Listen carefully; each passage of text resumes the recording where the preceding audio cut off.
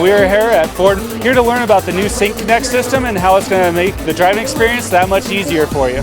You're watching YBL TV. Hey Casey, can you tell us a little bit about the Sync3 system? Yeah, so Sync3, which is the system you see right here, it's in our 2016-2017 model year vehicles. And what we're showing here is some of the new updates that we have this year. So in the past, we've had right across the bottom, you'll see our audio, our climate, our phone, our embedded navigation, our App Link solution, which connects to your phone to show your mobile apps, and of course your settings. And at the home screen at the top, you can get a quick overview of everything, whether that be the radio, your phone, or the navigation system. And one of the things that we're adding this year is Apple CarPlay and Android Auto. So what I'm going to show you is Apple CarPlay. Awesome, what is that? So Apple CarPlay is a system update that allows you to plug in your iPhone. And when I do so, you'll see it'll come up with CarPlay on my phone in just a second.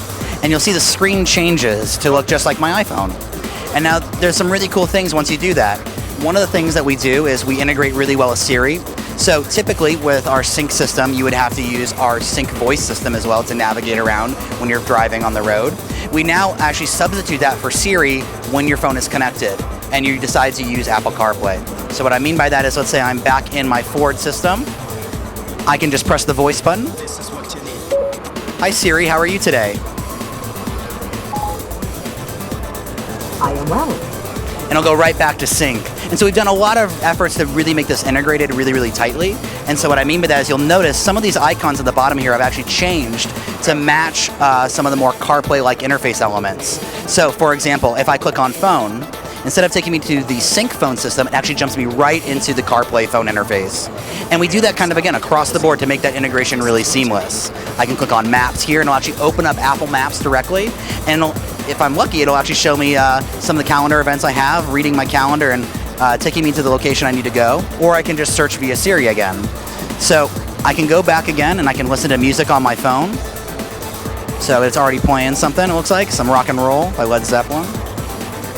So you have all the controls of your phone right there available to you in an interface that is more attuned to maybe your needs. But again, where the whole idea that we're getting across is the idea of choice. As you can see, we have App Link, CarPlay, and Android Auto. So in a very similar way, you could plug in an Android phone and you would get a very similar experience. We substitute the items on the bottom. The navigation is very similar. If I don't like this, I can go back into my preferences and disable it immediately. And so there's a lot of big advantages in ways that we're integrating it by not creating multiple functions of the same thing. You don't need two phone interfaces. You don't need two navigation interfaces. But more likely what you would like is the ability to move between them quickly if you need to disable them, and also create a very clear idea of how you want to engage with your phone.